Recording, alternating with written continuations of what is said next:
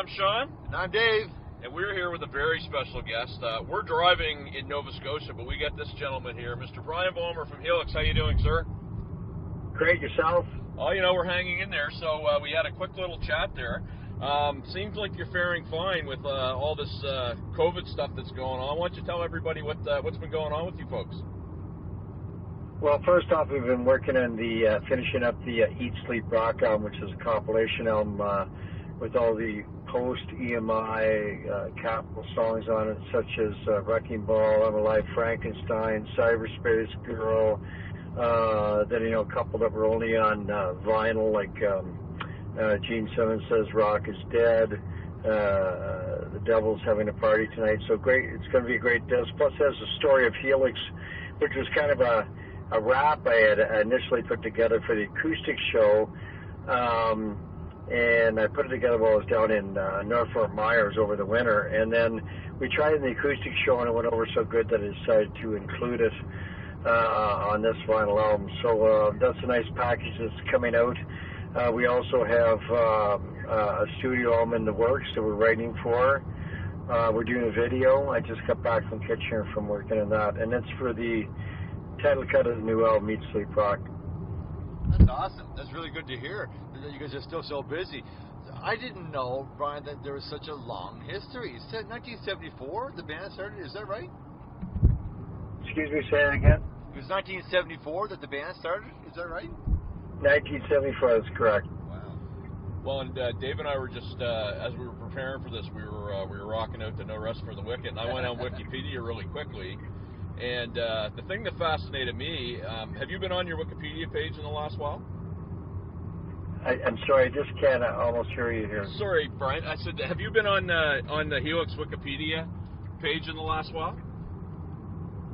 No, but it's usually wrong, so I don't go there. Okay, well, so one of the things, and if it's wrong, you can set it right, but there was a list of about 9 or 10 bands that basically looked like had members from Helix that had at one point in time either play with you guys and went elsewhere or vice versa. Would that be accurate? Yeah, it might be. We've had like about 40 members, I think. Wow. Right on. So they listed, obviously... yeah, half the province of Ontario. Fair enough.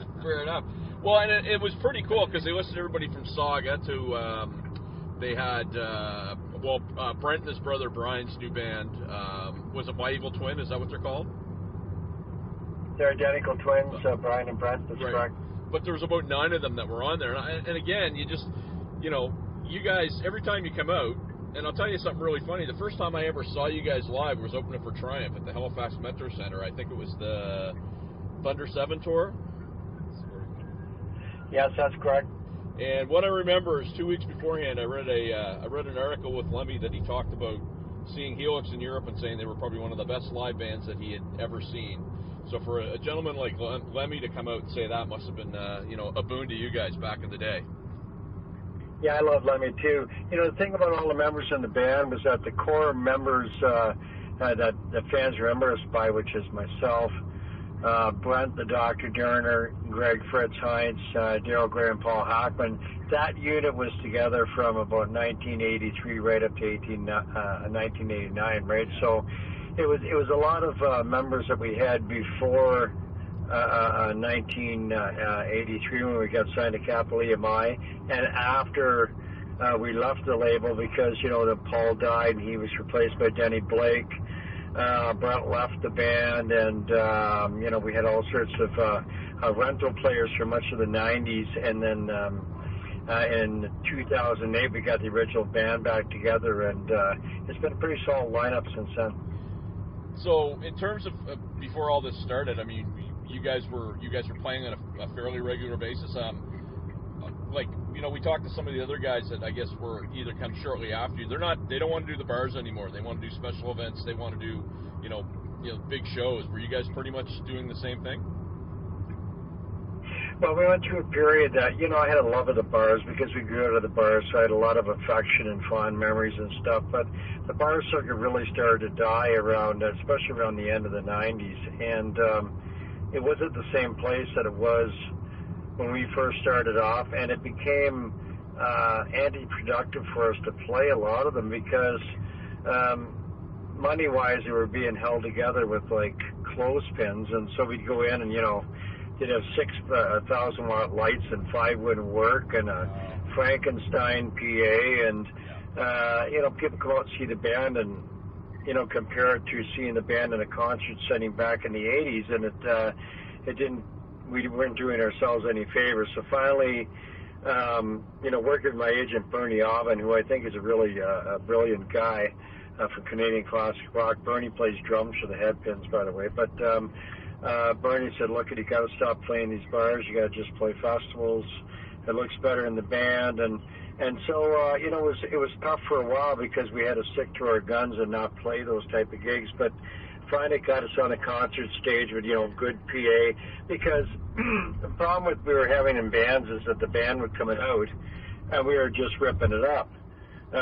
We were really playing well and everything else, but because the gear in the bar was shitty, come off making the band look bad. So except for a few places like Maxwell and Kitchener and a few other places, we pretty well just play festivals and casinos now. So I got one question I do have for you. We're pretty much, we started out as a music show about Atlantic Canada. What are your memories about playing out here? We're in Halifax. You guys played out here a lot. What are some of the memories you have about playing out here, Brian? Of Halifax? Well, last time I was out there, my buddy Rob Wells met me down at the hotel, and we went up to his film studio, and we looked at all the stuff from the Trailer Park Boys, and it's when John Dunworth or Mr. Leahy was still alive, and I saw the set where he used to do his liquor show there. Yeah. And, I can't say enough about the Trailer Park Boys. You're the nicest guys in the world. We first played Halifax and Zapatos up in Citadel Hill, by the way. Yep. And I think we followed in Richie Oakley, if anybody remembers him. Oh, wow. Nice. Yeah, I remember followed in Richie Oakley into that club, and after that we played St. Mary's, St. Vincent's. We played the Metro Center with Alice Cooper there a few years back. So we got a long history with Halifax. Well, I love the East Coast. I just love the heart of the people on the East Coast. They give you the shirt off their backs. We got friends, especially out in Bathurst, New Brunswick, and we went out there a couple of years ago after we did SwearNet, or after I did SwearNet, I should say, down, I guess that'd be in Dartmouth. And they went down to Bathurst. We spent a couple of days there, and we have lots of friends down there. So we have that strong connection with the East Coast, and hopefully when things open up, you'll see the band back out there. Well, we'd love to have that, brother. We've had the same conversation with Derby Mills, too, and it's too bad that there aren't the same venues that there used to be to put a tour together. But you know what? I think that if there's enough population, enough interest, maybe you're right. Maybe it'd be a big festival that we could have down here or something like that would make it worth your while. Well, I find that's especially attractive to my generation of people because they don't want to go into a smoky, dark bar, but they will go out to see, say, 4 or 5 of their favorite bands from the 80s, and they all want to fill that bucket list. And the thing about Helix is we're still putting out new material, so we're gaining new fans too. Our generation brings out their kids, and they become fans. And it's funny how many young kids are in this type of music. It doesn't sound like their generation of music. It has its own sound to it, just like the 50s had its own sound to rock and roll. So we have that little niche, and we just got to keep connecting with our traditional fans and hopefully build on that base and attract new fans as well. So, question I have for you, Brian: are you still doing vocal teaching? Yes, I do. I'm one of the last people in the world to teach true bel canto, which was started by Leonardo da Vinci in the 1600s and passed down by word of mouth through the centuries. I actually went and started going for music lessons, vocal lessons back in 1976 because I was told I would never sing again and that I would never talk again if I continued to sing. And my manager at the time sent me to a man named Eduardo Johnson, who taught out of the basement of a church in Hamilton. And Edward Johnson was the youngest member of the New York Metropolitan Opera. He was one of the few Canadians that sang at all 3 major U.S. opera houses, including Carnegie Hall. And he taught me. He taught Andy Kernan of Coney Hatch, Gilmour of Triumph, Beverly D'Angelo. He taught Daniel Lanois. So I had a good teacher. Well, and I was going to ask, because obviously your vocal style, if you're not doing it right, could really lend to having some challenges. So do you get some of the kids now and some people that are coming in that are trying to sing that style and you're trying to coach them through it, or no, not so much now? Oh, I get young kids all the time. I have a real young guy. His name escapes me right now because it's been a year since I taught, but excellent voice. I saw him in a band backing up Danko Jones about a year and a half ago. And amazing voice. He looks like a rock star. He plays guitar like a rock star. And I think he's going down to Wright in L.A. So, I have students up and coming. One of my students is Tim Hicks, who is a country star, who's at, top 10 hits. Morgan and Mercedes Landon from Kitty came to me for a while to learn how to sing and not lose their voice. Sarah Smith, who's got 2 or 3 albums out, because it's a proven technique. It's based on science, and it's called Bel Voce, or beautiful voice, and it's also referred to as a maximum effect for the minimal amount of effort, which means that you don't want to get physically involved in your singing, because that's what wrecks most voices out there. Yeah, makes sense.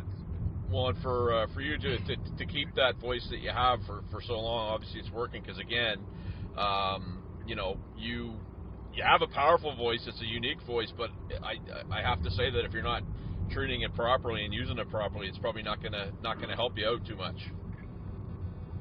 No, all vocal problems are caused by vocal abuse, or the majority of them are anyway. And then to add insult to injury, then they go and usually get the vocal cords scraped with a laser beam, and they take a note off or whatever's on them, and then they're really screwed.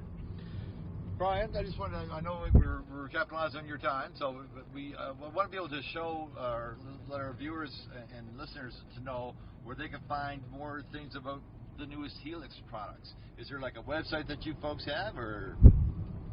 Yes, there is, and I'll tell you something. I got a great webmaster now. His name's Jay Pensinko, and he has put together the new version of Planet Helix website, and we're always in a constant state of construction on it.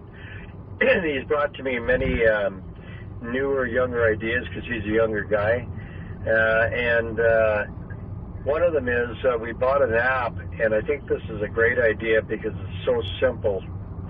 That's the reason I love it. And that is on my Facebook site, Helix the Band. When I post, and I try to post every day if I can, but when I post on that site on Facebook, it automatically goes to the homepage of the Planet Helix website. So literally, you can tune into www.planethelix.com. That's planethelix.com. Did I say that? Planethelix.com. And anyway, it will come up the newest thing, like from that day. And sometimes I'll put pictures up from the past. I'll have a little story about it. I'm probably going to put stuff up right now from the video session I did today with Brent. I got some stuff on a thumb drive that I'm going to take stuff off and put some pictures up. So I like the way that works. That's cool. Well, I have 2 things to say to you, because we promised 15 minutes and we're just about there. One, you gave a shout out to the Trailer Park Boys, and Patrick Roach, who plays Randy's a good buddy of ours. He's been on the show. And you said Dartmouth right. So, I mean, very impressed with that, Brian. Thanks so much. Most guys Dartmouth. So anyway, seriously, from a couple of guys down here, it means a lot. And just the fact that you know the geography, obviously, we're a people down here that we respond to that. It's like hearing your own name. So I'm just so glad we could do this. Thank you very much for your time. Our listeners and our viewers are just going to love it. And hey, we're going to push your stuff and get ready. Wait patiently for this stuff to come out. I think it was planethelix.com. Is that right? www.planethelix.com. I'm pretty sure I heard. PlanetHillis.com. PlanetHillis.com. How many times can you say it in 10 seconds? Yeah, you know, we're not a band that gets airplay like, say, Honeymoon Suite, right? We have all sorts of airplay, but you don't really hear it on the radio. So we depend on, you know, working the band on a daily basis. So I'm posting on that site, and Daryl's posting on that site, and we just constantly push it, and try to get our name out there any way we can. Like this Friday, I'm meeting with the guy that put together the Kitty documentary that's now on Netflix. So, and I think this month too, we might be licensing Heavy Metal Love for some CBC TV shows. So it keeps the profile of the band up, and it keeps our name out there in the general public. And we've survived for 48 years, and we're looking for the next 48. So, awesome. At PlanetHelix.com. Thank you. All right. Thanks a lot, Brian Vollmer. Brian, you take care, brother. Thank You're you welcome. very much. Thanks You have a great night, my friend. Take care. Bye-bye. Bye now. Bye-bye. Boss tools, band talk, the complete Mountain Music bucket list.